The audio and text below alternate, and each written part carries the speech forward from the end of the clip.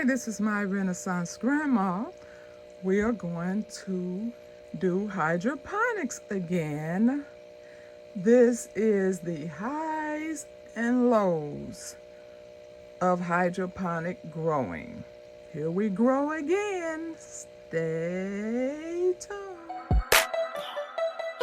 Let's go, let's go, let's go. Yeah. That's my Renaissance grandma. That's my Renaissance grandma. That's my Renaissance grandma. Hey, yeah. She be flipping that dirt, stay designing them shirts. She be knee deep in that soil, marinating them oils, making it, baking it, creating it. Yeah, making it, baking it, creating it. That's my Renaissance grandma. Yeah, yeah, yeah.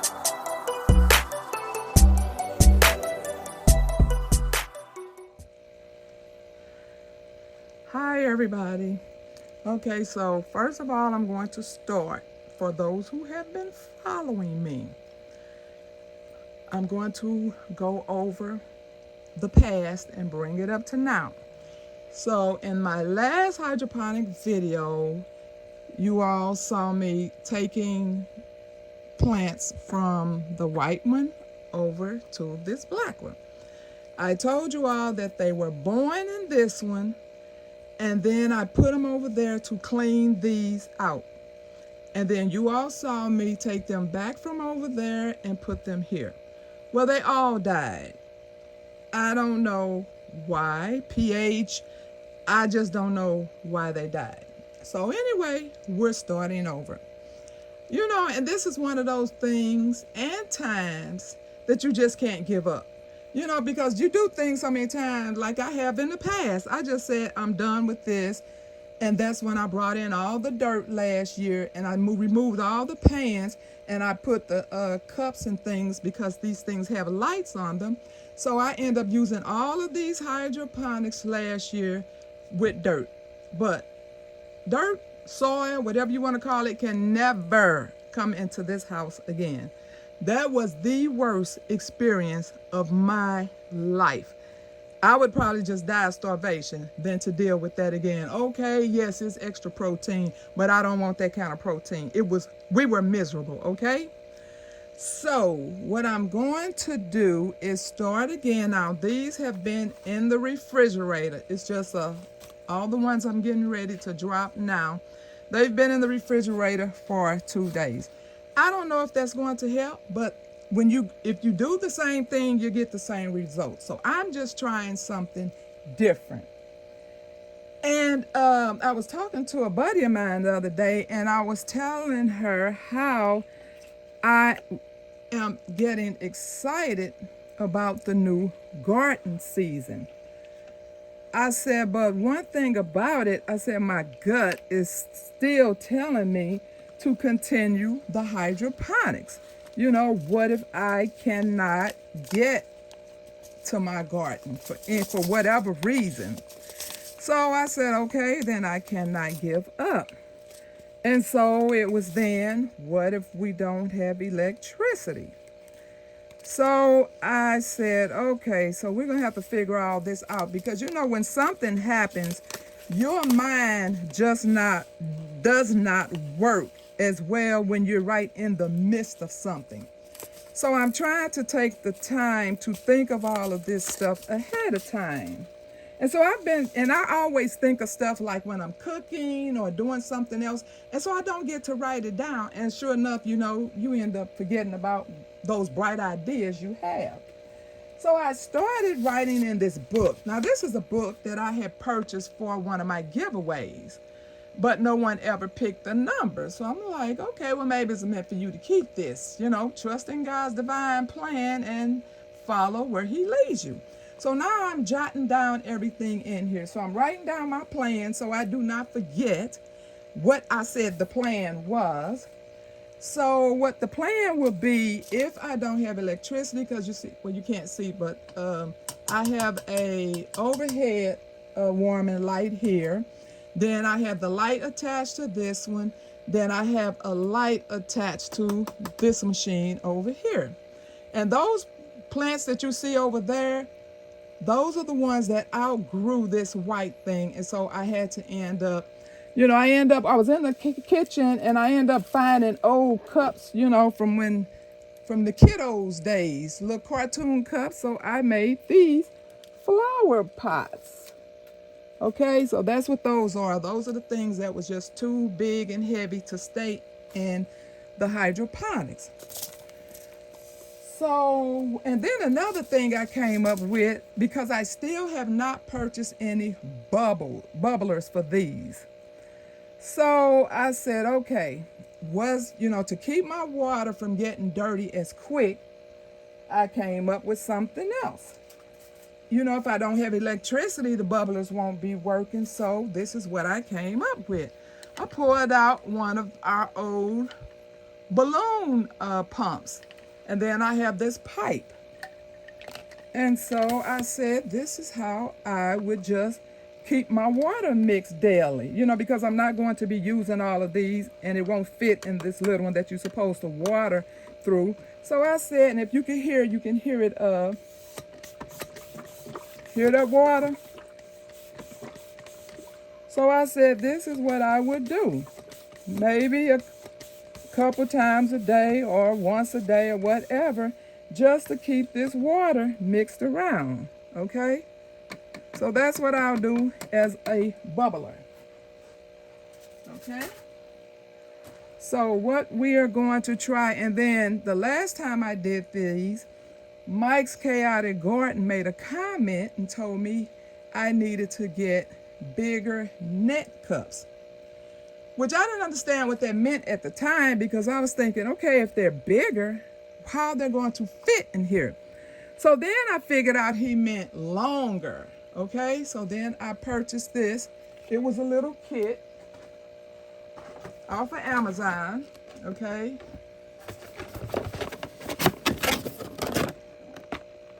And it came with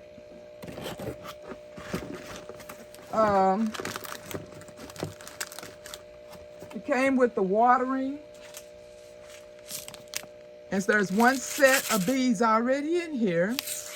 And then it gave me 2 extra sets of A's and B's. It gave me all of these and 2 packs of the cones. So you really have to search and it gave me the little hoods that go on top.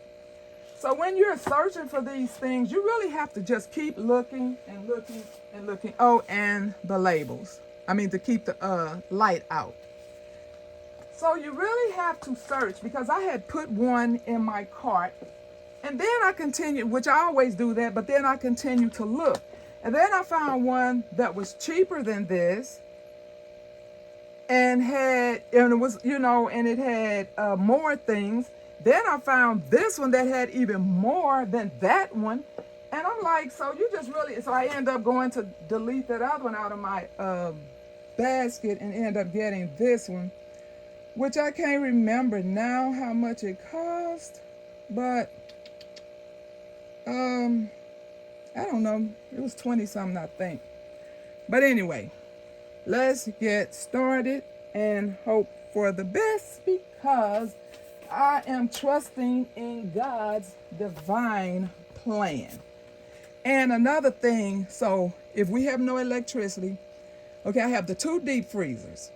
One deep freezer I really don't use. It's pretty much like storage. It's right in front of the window where a lot of sun comes in. So I would just remove these. I know they're going to be heavy, probably messy, but I'm going to take these and put it in the window, on top of that deep freezer for my natural sun. Okay, so those 2 are the things that I would do if I do not have electricity. Okay, so I had to get those things out the way first before I forgot them. Even though I do have them wrote down over here. But yeah, so we're going to start off with, I'm going to put 2 seeds each, I believe.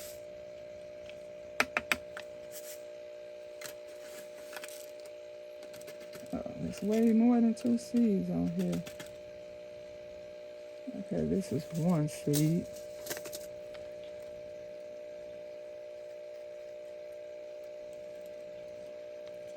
Okay. Okay, no, that's gonna, I'm gonna leave this first one open on all of them because that's where I'm going to blow my water a couple times a day just to keep it moving around. You know, honey, we are in the days of improvising.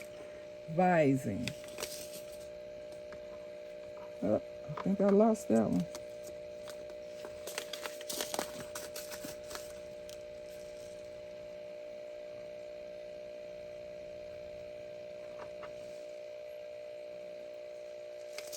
Okay. So this is India's mustard. Okay. And those little stick things just don't work for me. So, and then I write on here like I did on some of those, and the writing has come off from watering it. So I'm just going to try a different approach this time.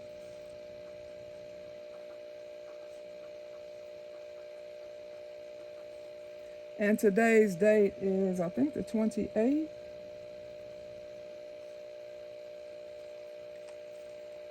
Okay. So that's going to go there. And then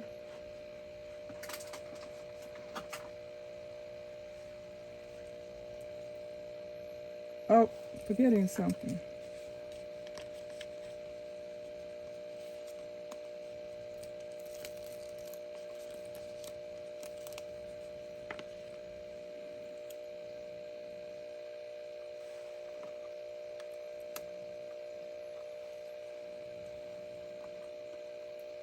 Okay.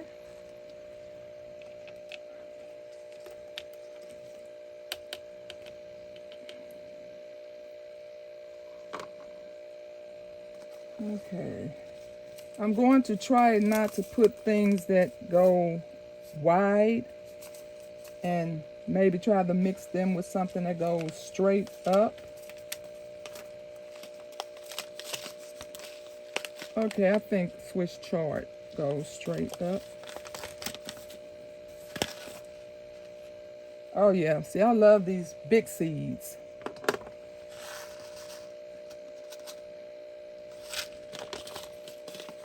And I think I'm just going to put one because I don't like to have to go in there and separate them because like I said last time, they intertwine around these cones.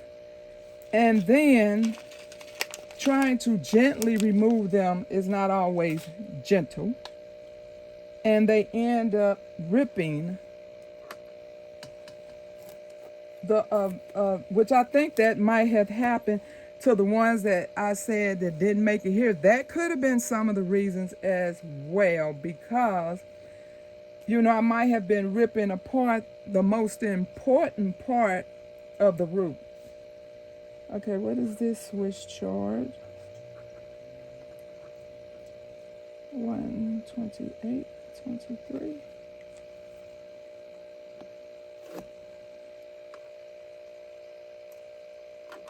And I have these soaking in water, these cones, so they're already pretty wet when I am putting them in there, because I know usually people put a little water on them, but they're coming out of, and then I dip them a few times before I even take them out, so they're good and wet.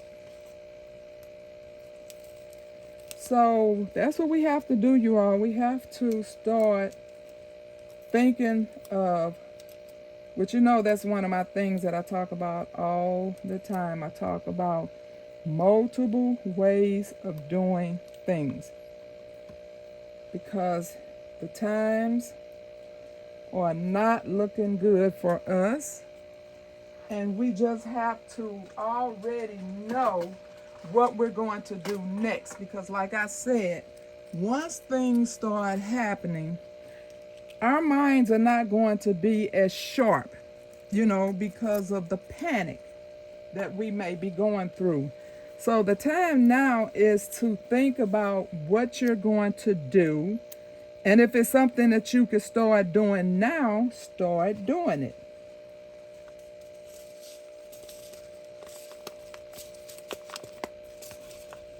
Okay, this is, and those was my purple bok choys that I had to end up throwing out that had died from that last batch. Okay, see how nice and wet this is, dripping wet. Okay, and these, I washed these out first, and then I put some clean water in there to let these sit into while I am preparing to put the seeds in them.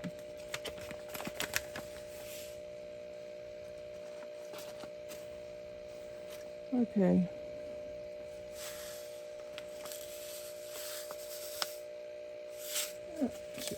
Two seeds came right on out.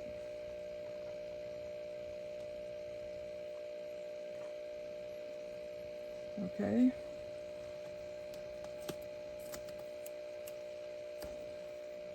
This is purple bok.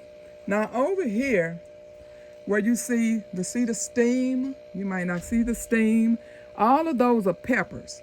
So you know those are going to take a while to come up because, and I need to put the foil back on them. I was thinking that the foil was, I haven't had any bugs, but I'll probably put the foil back on, but I've taken them off because I kind of feel like they weren't breathing or whatever they need to do. So I'll put it back on there to keep bacteria from getting in, even though it does have a bubbler on it. But this right here is new. You probably can't see it up against this green. Can you see that? That is a stinging nettle. So I hope that survives.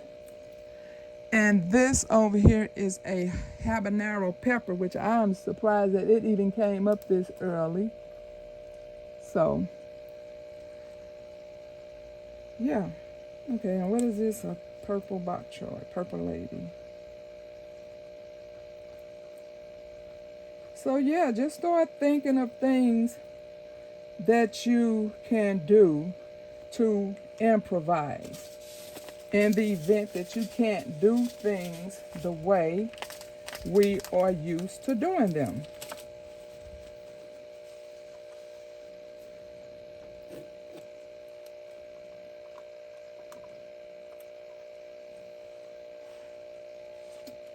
So that is all I wanted to share as I complete all the rest of these. And I don't know how many. I might just do 3, 6, 9, 12. I think I'll try to do 12. Put 3 in each one. And I hope that I will be given a good update because, like I said, I generally give up like I did the last 2 years. But it's no time to give up now. I just have to keep doing it until I succeed. Okay? So thank you all very much for watching. I'll pray for you, you pray for me, and we'll watch God change things. God bless everybody.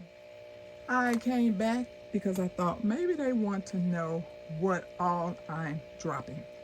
So a few things I did put the foil back on them. Over here, I taken these little circles out of here and put them over those areas that to prevent light because those are holes. And so I'm like, okay, that's extra light getting in there. So I just put these little dots over those holes. Didn't I tell you? Improvise, improvise, improvise. Okay, so I did drop some of, where's the light? Okay, these greens, ginseng, I don't know. I did drop some tatsoys, some Chinese cabbage greens. I don't know where the light is. Some spinach, the long standing, and some lemon basil, and some purslane. Okay? So I think I'm set for now, and I had to put labels here because I lost the red tape. I never walked away. I stood in this exact same spot and lost the red tape. Have looked all over for it. And if you are a crafter, you understand. Because how many times have you set that needle down and couldn't find it? And you're like, I've never left this seat. How could I have lost my needle? So you'll understand. So thank you all for watching. Bye-bye.